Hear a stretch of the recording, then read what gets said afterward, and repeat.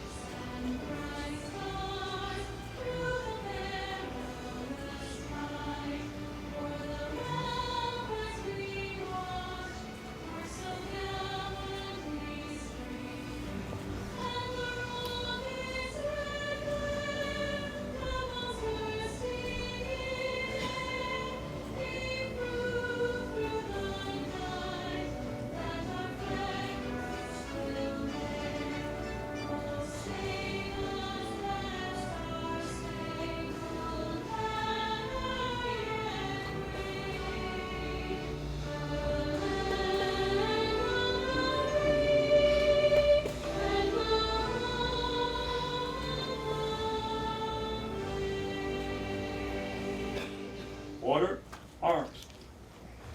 I ask that you remain standing and bow your heads for a moment of silence for our departed veterans.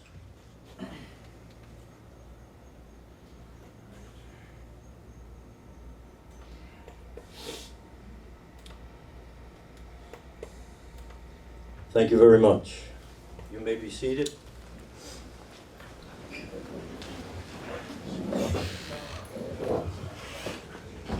The Purple Heart. We all know we're gathered here for a Purple Heart. Today is Purple Heart Day, August 7th. A little bit of background about the Purple Heart.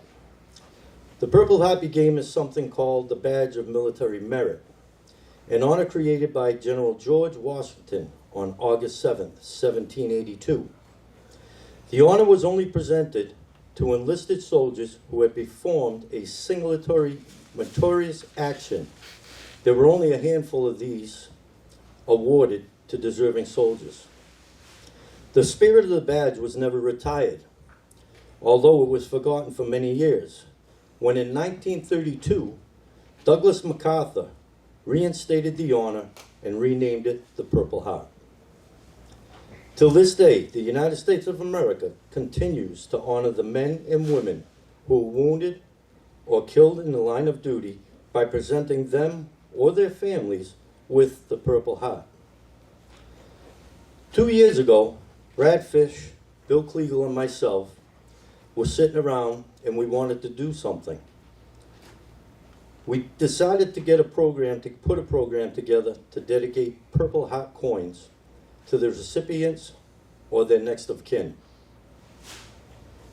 Between the town of Acushnet and Fairhaven, which I'd like to recognize the town administrator in Acushnet who was here, Jamie Kelly, in the back. Unfortunately, the town administrator of Fairhaven got called away on another duty. We're working together to keep the memory and the honor alive.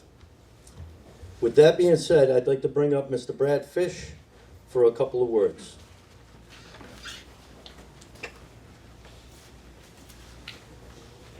I think everybody knows me. I can't stand behind a podium. I gotta walk around when I talk, so bear with me.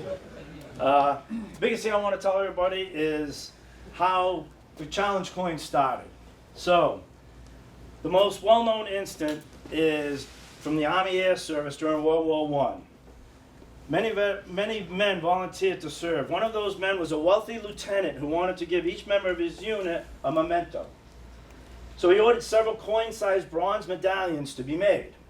The lieutenant put his own medallion in a small leather pouch that he wore around his neck.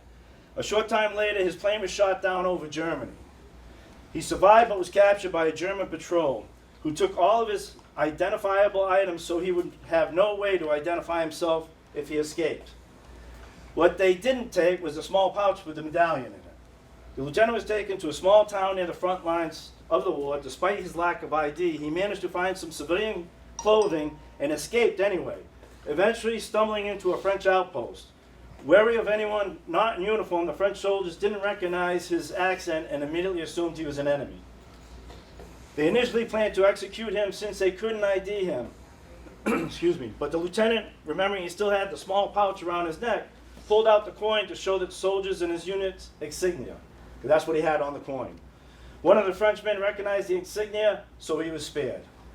Instead of being executed, the lieutenant was given a bottle of wine, probably as a form of reparation for his initial treatment. When he finally made it back to his squadron, it became a tradition for all service members to carry a unit coin at all times, just in case. So, everybody knows the challenge coin, and that's what we're giving out here, a Purple Heart challenge coin. So, if you are challenged by somebody with one of these challenge coins, the response consists of those present responding in a like manner within 15 seconds, which I never heard of, but this is what they're saying. At the time of the challenge, you are allowed one step and an arm's reach to locate your coin. That's all you're allowed during the challenge. All coin holders present will participate during a challenge.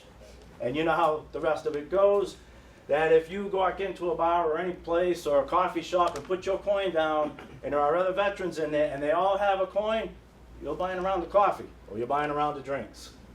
And if one of those individuals does not have their coin, they're the ones that will buy the round or buy that round of coffee. And that's all I have about the coin and the challenge and how it's presented and how it became. So, thank you. Bill Kliegel will be coming up next to speak. They've been asked, how did this all start?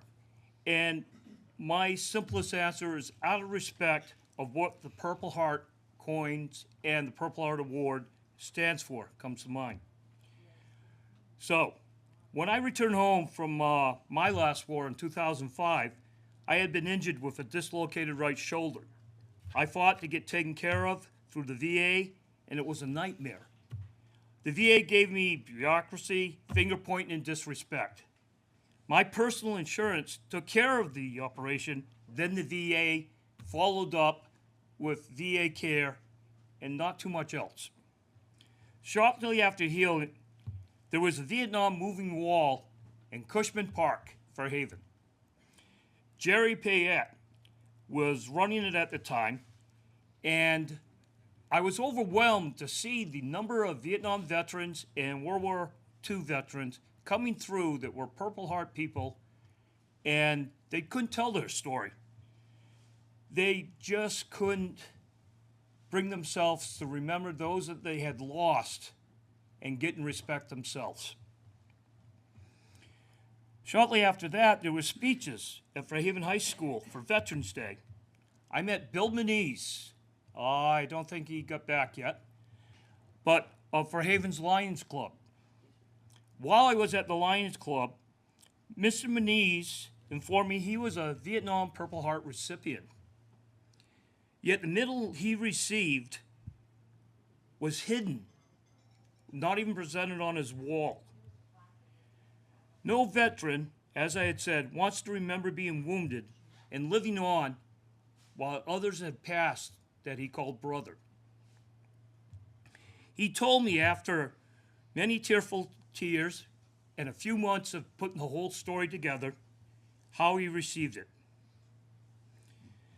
Thinking about military challenge coins, as Brad has brought up, remembering a unit, a battle, or a group with the honor being forever remembered.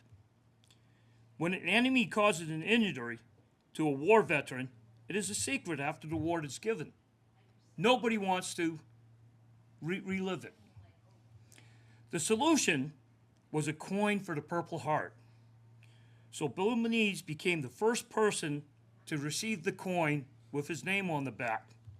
A coin, after being given to him, brought tears. And the quote, as he put it, "This is being buried with me when I die." Another domino fell when Brad Fish, Mike Jennings, and Devin were doing the Purple Heart towns, first Fairhaven, and then Acushnet. In Acushnet, we did the Purple. We got together and we talked about it, and we decided that we're going to do coins and put the names on the back, remembering how much it meant to Mr. Manise. And when we spoke of giving coins to other people, we were told they would do the same. They're going to bury themselves with it. That's how much the coin meant to them. So it's with my honor, Brad and Mike's honor, that we promote this as an annual event. Thank you.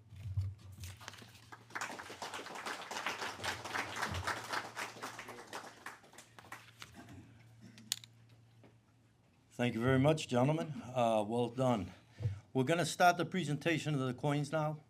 If you're a representative here today to receive the coin, we ask that you come up when the name is read. First being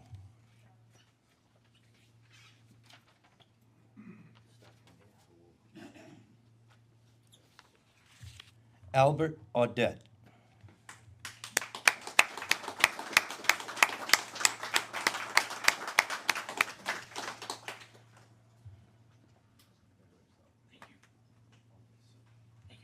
Thank you, sir.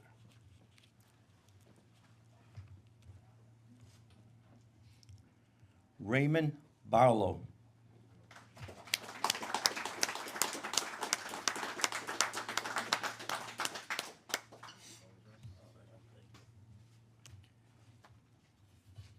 The next two are veterans that were killed in action in World War I. The Blaine brothers, Brad and I and Bill, we got together and we rededicated a square in the town of Acushnet in their name.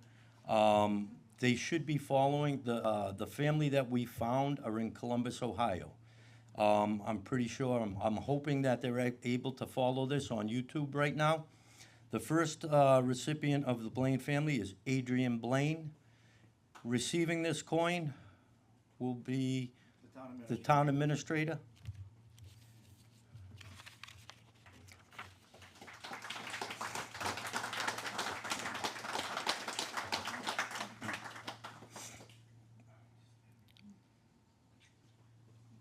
The second of the Blaine brothers is Henry Blaine. These coins will be sent to the next of kin. You did them both? Edward Cabral.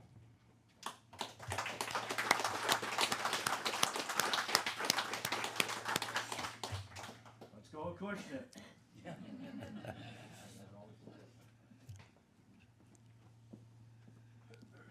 John Conway.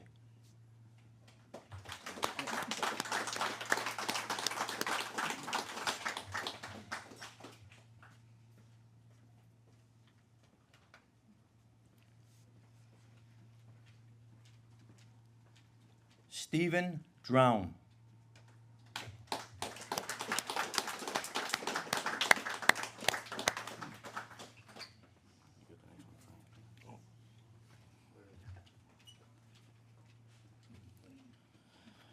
Next one on the list, Frank Faria.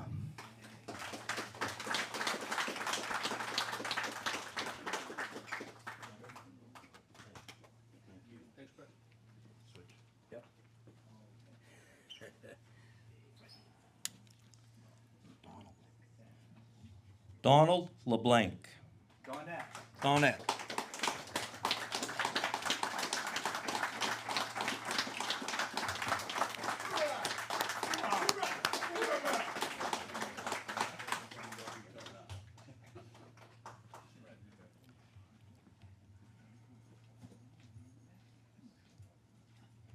Gilbert Mestera.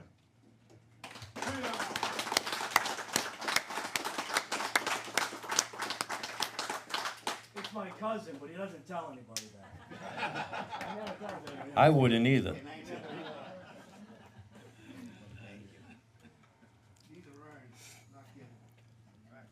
Absolutely good.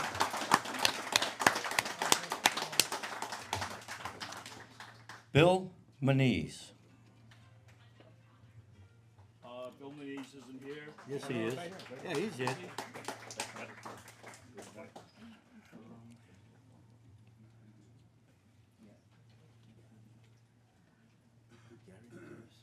Yeah.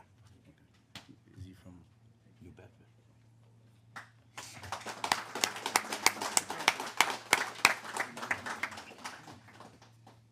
Gary Medeiros. Gary.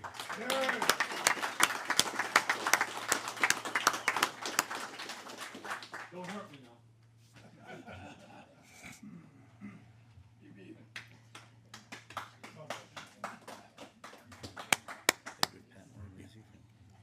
I don't know. Edward Patnod.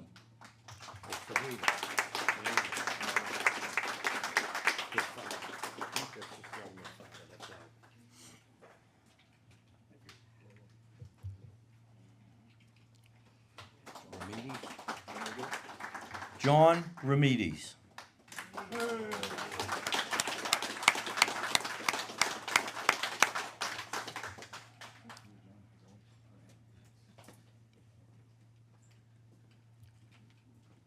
Matthew Rodriguez.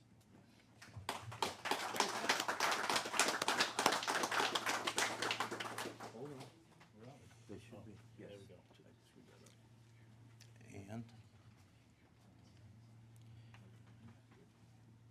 while you're here, Ronaldo Rodriguez. Rolando, excuse me. Matthew has a very sentimental, was actually his high school hockey coach. Thomas Tuttle. That will be received by Brad? I'm gonna have the town administrator take this back. Okay. This is for the Thomas Tuttle Post, VFW. Yeah, right.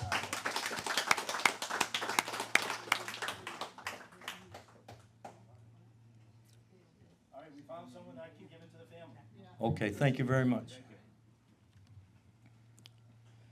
Christopher Valiquette.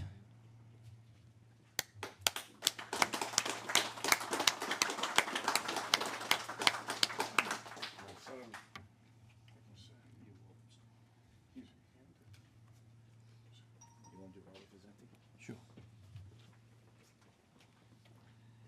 And the last one for today is Robert Vicente.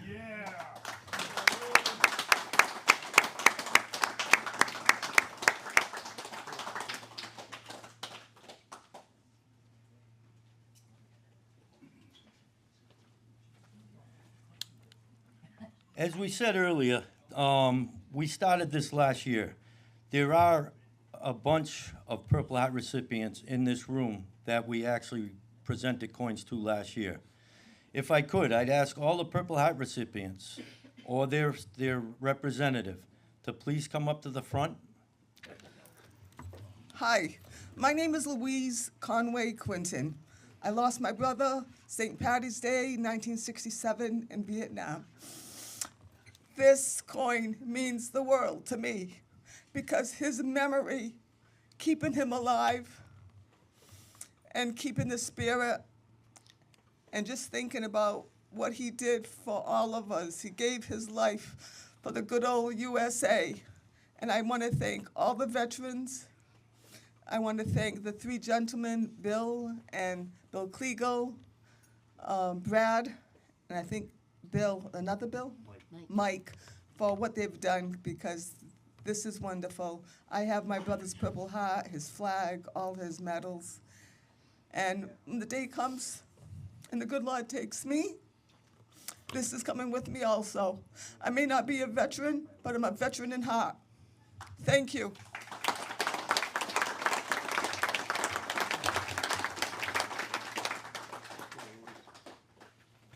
I just want to thank everybody. This is, when I got out, they didn't even give me a medal or anything. They just sent me home. They forgot about me being shot. But after some due diligence, I got my 10%. And life went on. Got to play softball with those guys. And my life could never have been better. thanks to these guys, my friends. That's what you count on in life, is your friends.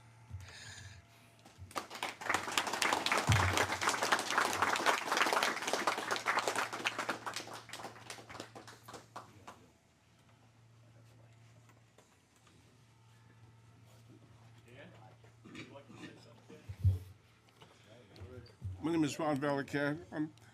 I picked this up from my son Chris. He did 3 tours in Iraq, and he gave me gray hair. His mom died when he was born, and I pray so much. He's my only child, and thank you all for your services. You have no idea how much you mean to this country and to all of us. Thank you all. Thank you.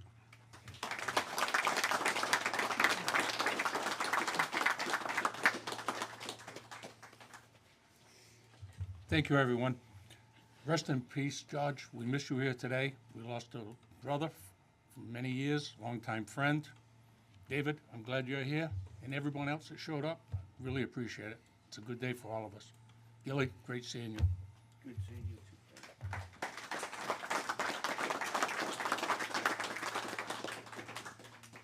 Yeah, I've been home about 58 years now, and it's been a long time coming. I love you all.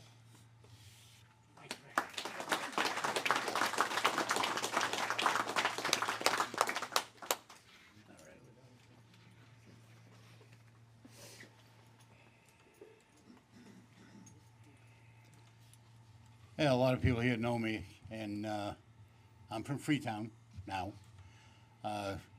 Like Gilly said, a lot of us grew up together playing baseball. Some of us were drafted, some of us enlisted.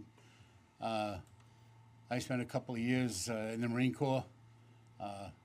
After Vietnam, I came home, and some of the guys that I've been able to help spent 32 years working for the government, the VA. Yeah, we got problems with the VA, but you know, you have to fight, and you have to fight, and you have to fight. The last time that I filed a claim, it took me 9 years. 9 years. But I won. My NSO said, Dan, when are you going to quit? I said, when I'm dead. And I didn't quit. So that's what most of us do. We don't quit. I just come back from a Marine Corps reunion. My reunion group is called Papa Smoke. It started out as a Vietnam helicopter pilots and crewmen corpsman organization. Now it's all wars, all Marine Corps.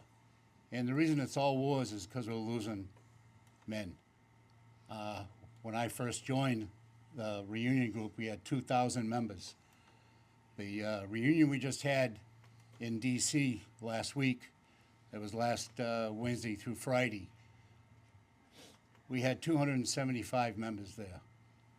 There were 400 altogether, counting our wives.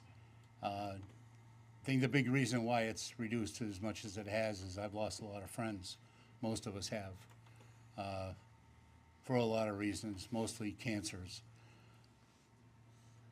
The nice thing about the reunion is we were able to visit 8th and I. 8th and I is the oldest Marine Corps base in the country. And every Friday, they do what they call the evening parade. We all went there, 4 busloads of men and women. Marine Corps Band, the Drum and Bugle Corps, the Silent Drill Team. They have 2 companies of Marines there, and their artillery unit from Arlington is there. And they put on a show that is, it's goosebumps times for most of us that are in the Corps. And anybody, civilians that watch this, if you get an opportunity, go to Washington, D.C., every Friday night they put on a show from May to probably Labor Day. It's something to see, something to behold. It's impressive. The young men and women who are at 8th and I represent us, the United States of America, some of the best that we have are in the military today all over the world. Thank you again for Brad and for the rest of the guys for doing this. It does mean a lot to those of us that are recipients of the Purple Heart. Thanks.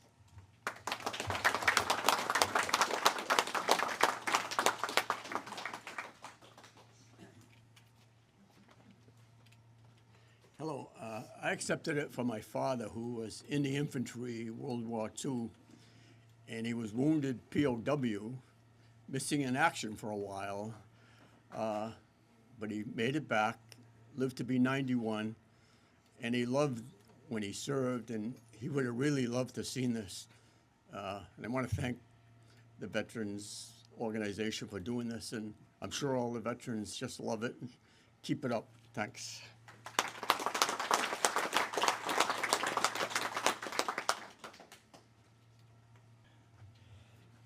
All right, there are a few people I need to thank before we close this out. After we're done, everybody's welcome to hang around for a while. We have some refreshments and some light snacks.